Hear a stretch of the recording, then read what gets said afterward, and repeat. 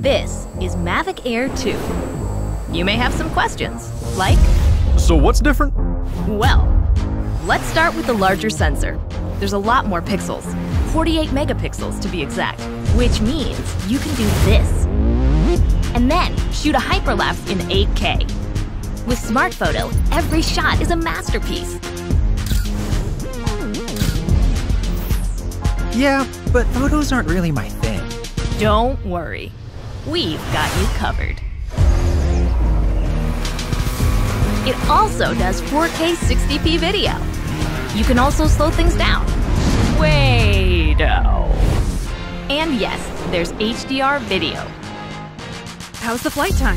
It's fantastic.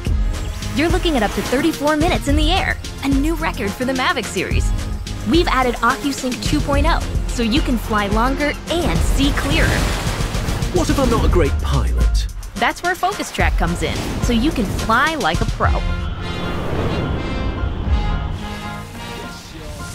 Or just press a button. Here's the best part: automatic obstacle avoidance. Okay, but what do I do with all these shots? Here's an idea. Use the DJI Fly app to edit and share your moments with just a tap. So, what's different? A whole lot.